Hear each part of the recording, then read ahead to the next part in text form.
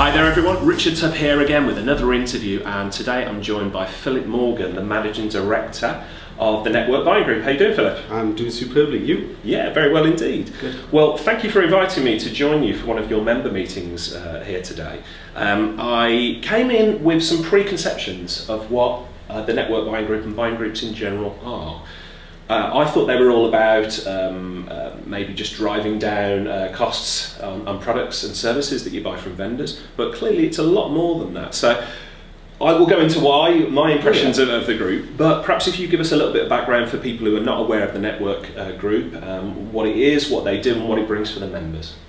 So the Network Buying Group ceased to be a buying group around 2010 actually. We went through a whole branding exercise, and Network Group has been going since 1994, and it's been called NBG for, I don't know, centuries, millennia really. So what happened in 2010 specifically is there was a need from a lot of our resellers to go away from purchasing. I mean, at the end of the day, you and I know, Richard, it's only so far down the food chain you can push the price of something. Take this glass, yes. Okay? If we import it from China, we can reduce it down so far. So is it better for somebody running a small business to focus all their energy of trying to buy that more cheaply and only go so far and you hit the law of diminishing returns? Or is it better for us to help each other, small businesses, to sell more of the glasses so we can make more money that way? So that's what we did. So we are not a buying group anymore. Part of what we do is procurement and the large contracts that we've got with vendors that are very, very meaningful. But the two major areas of our business that most people are involved in our community now are because of the relationships and the collaboration. So you've just experienced one of 5 events that we hold annually, and the other area of our business is the marketing support that we give the resellers to grow in particular aspects of their business in certain categories or markets they want to execute in. Got it. And so I said about my preconception of what the group was, and that's radically changed today. Okay. Based on what I've seen, the sense of community spirit from the people who are in attendance here, IT solution providers. Tell me a little bit about the type of members that you have in the business, because it's not just IT solution providers, you've also got a retail aspect of things as well, haven't you? That's right. So I'm tasked with growing the group at the moment. So we're just over 50 IT resellers at the moment. Half of them are retailers, so they have either a bricks and mortar or an online model, and they supply to end users consumer product.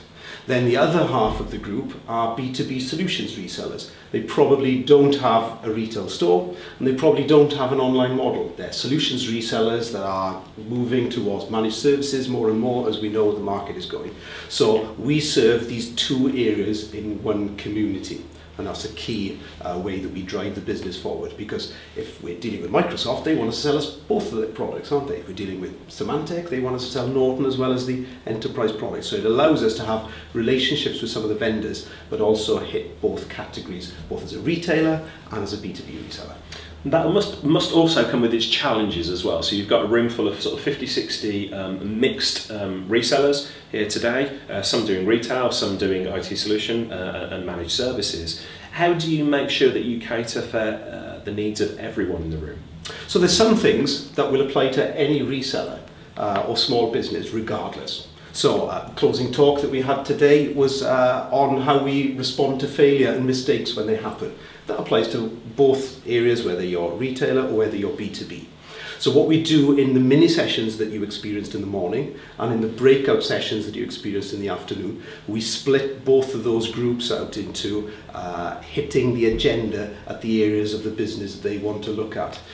So today we were covering sales in the afternoon session, and when we were covering sales we were actually looking at the roles of the salesperson in the retail environment and looking at the role of the salesperson in the B2B solutions environment. So same topic, but delivered different content in a different way to serve the needs of those resellers. And I actually sat in the sales session for B2B resellers, and I thought it was a phenomenal session. It was led by your colleague David. A lot of energy in the room, all the companies sharing in a real open and honest spirit about the successes they've had and the failures of taking on salespeople, lessons that can be learned, things like that. And I think that's when it really drove it home to me that this community was you know, so much more than my preconceptions of it. That the members of the community are quite tight-knit and they are there to help each other succeed. Do the vendors that you engage with perceive your community in that same way, that you know, it's a lot of members together trying to help one another grow as businesses? We all know that business is driven forward, whether it's a high level or a low level, is driven by people and the partnerships that they have. So we find our role as a group is to enable those relationships. So yesterday you were at the networking event with us last night, and we had vendors engaged in that. And we invite our supply chain, so we invite our distribution partners, and we invite our vendors into that circle of trust, really. Yeah. And so what we're wanting to do is build deep, meaningful relationships, because if the vendor and the distributor understand the needs of the reseller, and you can bring that to work at a point where they are all on page, that's where success comes from. But in a fast-moving environment that we are in, the market's changing so quickly. How can you do that when you've got 50 odd resellers from all of the UK and the Channel Islands, etc.? So what we do is we enable that by bringing them all into one place. So here we are in glorious Milton Keynes on a sunny day, but they've flown in from Gibraltar, Jersey, Guernsey. Being part of this community obligates you to attend, so you don't get an option of being able to say, oh, sorry, look, the dog's unwell and I'm not going to come today.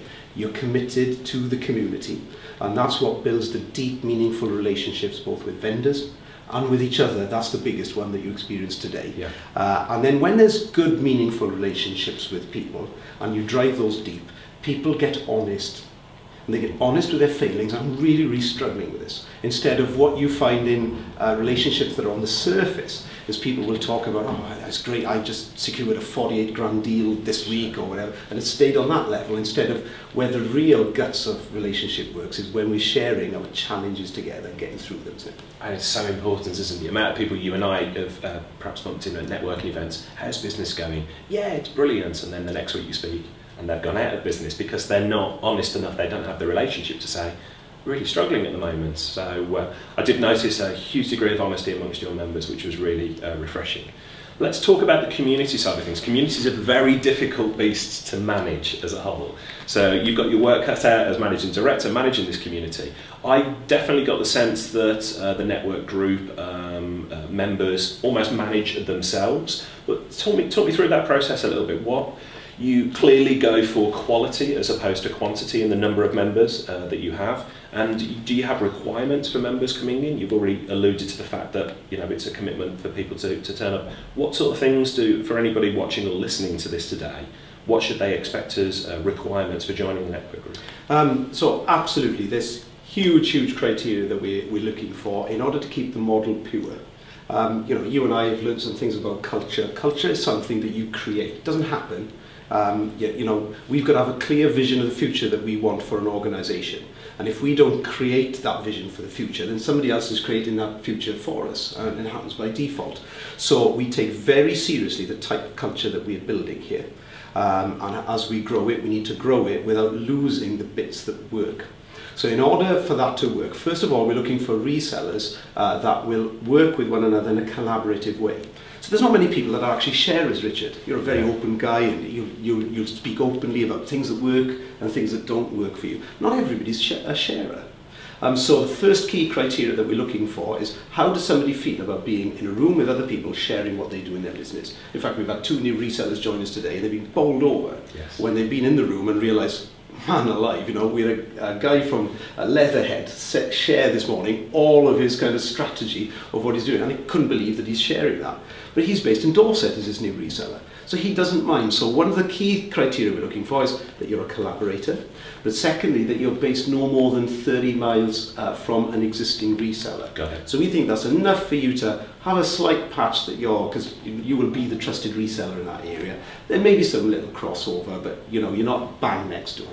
So we're looking for a key retailer and a key B2B reseller and a key geographic location. And then when it comes to governance that we're high on, I'm afraid to join this group you must be profitable in 3 of the last 5 years. We understand that businesses make investments sometimes that will allow them to dip underneath that for taxation and other purposes. We get that, but you need to demonstrate good profitability in 3 of the 5 years. And then if you're a retailer, you have to be turning over 800k a year or getting to there. So if you're innovative, we will help you through that process. And for a B2B reseller, you've got to be turning over 1.2 million or more.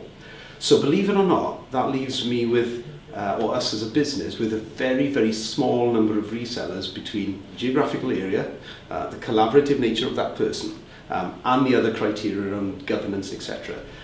It means that quite often resellers that want to join us don't. In fact, last year we turned down 168 applications of people that wanted to join us. Wow, wow. So fairly high qualification criteria for resellers to join the group. What about the vendors? So vendors are a big part of the network group as well. Talk me through what you look for in a vendor and which vendors you've got on board at the moment. So I can talk maybe not specifically about certain vendors by name, but some of them I've mentioned earlier in this conversation that you can't afford to avoid. But the strategy of the group is we need to give our customers choice, and we use what we call preferred vendor status. So anybody that's running a business of making their own choices as to why they sell whichever particular solution that they have for a vendor.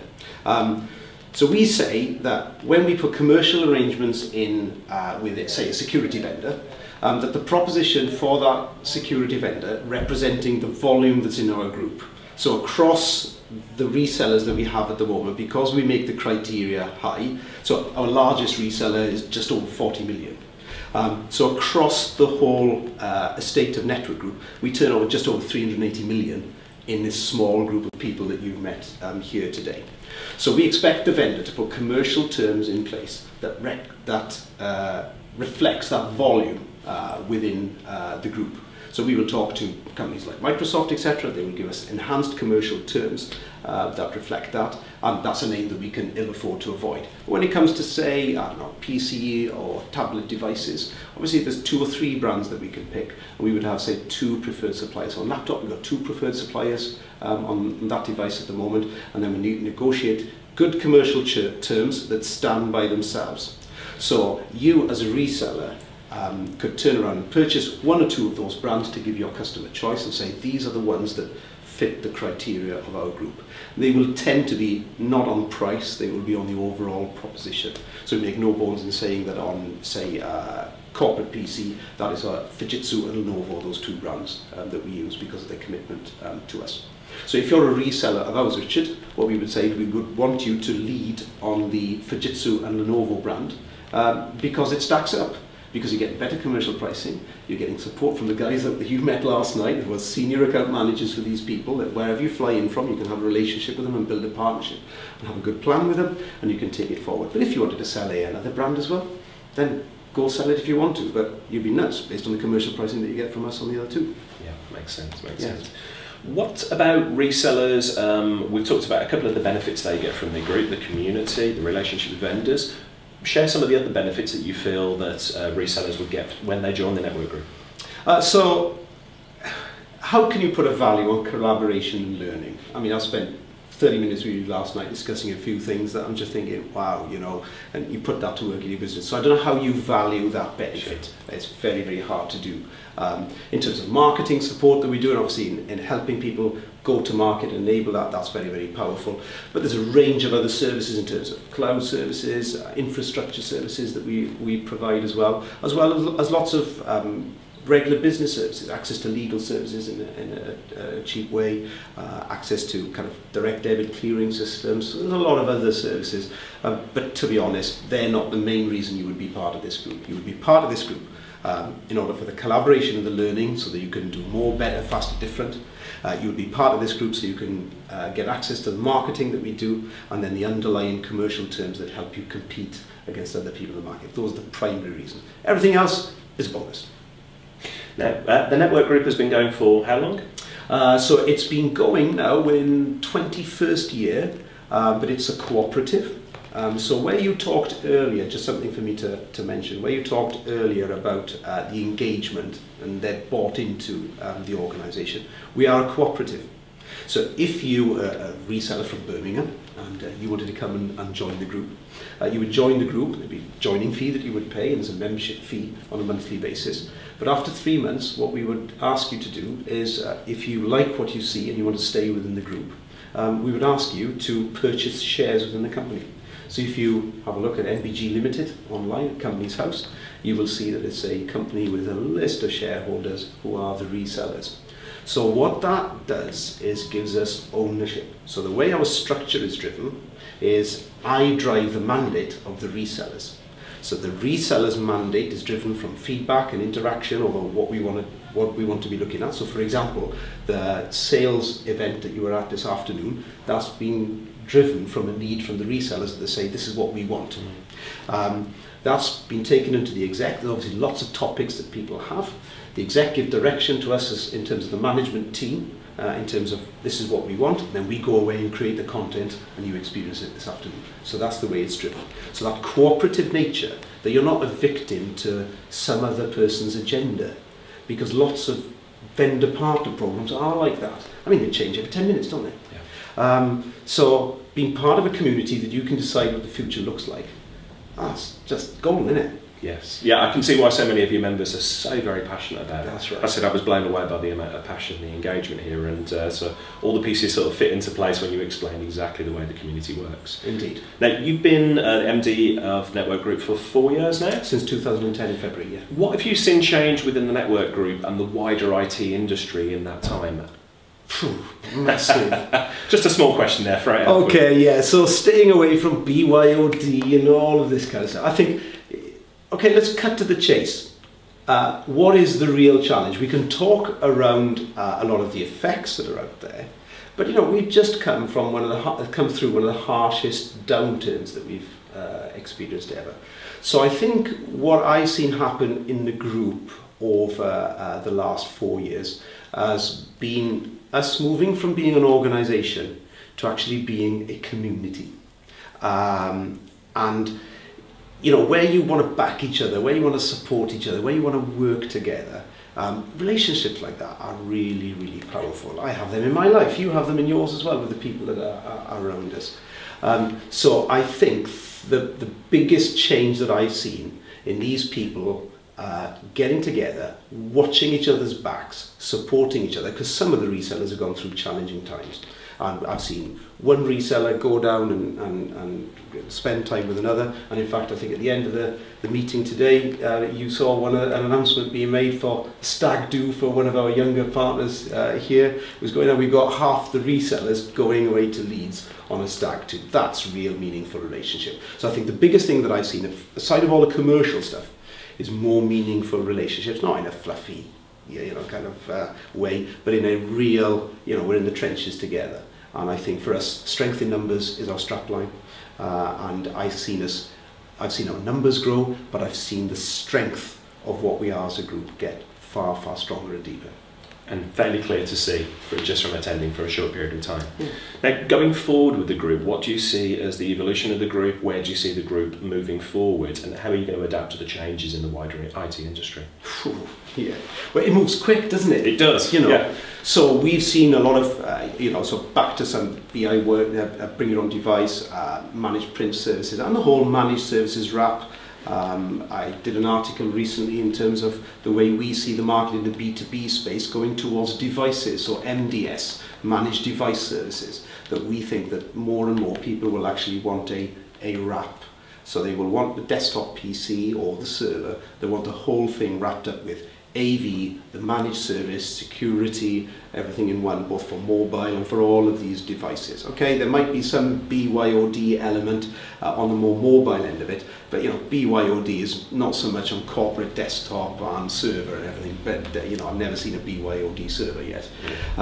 So we see the market working that way, and we see more and more of the challenge in the cloud piece of the vendors wanting to hold those relationships. And I think I say with caution again to all the vendors, particularly to some of the big ones, at this moment that are looking in the security space and in the application space, looking to take these businesses direct. At Churchill, I think it was said, is that we're a nation of shopkeepers, I think, here in the UK. The SMB channel here in the UK is very, very strong. And I think the vendors will do themselves no end of harm if they continue on those journeys here in the UK. For the US it might work, and for other places in Europe. So I think those are the changes that we are navigating. First of all, that it moves quickly, and we've got to enable and equip our resellers. And secondly, I think the other thing that I'm challenged with personally and with the executive board is, as we get bigger as a group, there are more relationships. And when a community gets larger, the dynamics change. So, you know, when we're crossing from, 50 to, we've gone from 30 to 50 to 70 to wherever we get to, the board has a view to get to 100, and we think that the vision of wherever you live in the UK, you'll be no more than 35 miles away from a NG IT reseller will be fulfilled. So for us to do that, to manage a group twice the size, I said to you yesterday, leading leaders is like herding cats. And the challenges of a group twice the size is going to be fun, but I'm up for it. Clearly you're up for it, and I've no doubt you're going to do really well with it, to be honest. So thanks for your time today, Philip. For anybody watching or listening today who thinks network group sounds like a good idea and might be able to help their business, how would they reach out to you? How would they get in touch? So there's several ways. They can go and visit the NBG website at nbg.co.uk. We've also got Facebook presence and Twitter presence. Myself, I tweet about pretty much everything in life, so at Philip M, if you wanted to follow me, and I'm keen to take any engagement whatsoever, a phone call, a voicemail, whatever, however somebody wants to engage. You know, if you're an IT reseller out there, and you find it challenging, then come and join a pile of people that are really strong, working together, and we can add value to one another, because you have got some of the answers for our resellers to help them go forward, and equally they might be able to help you with some of the challenges that you're having as well. So I would just love it, if there's good quality resellers that you fulfill our criteria, if you would just drop me a line and get in touch, as long as you can stand my Welsh accent. Well, Philip, it's been a genuine pleasure spending time with you and your community today, so I wish you all the best, and thanks so much for your time. Thank you very much. Cheers.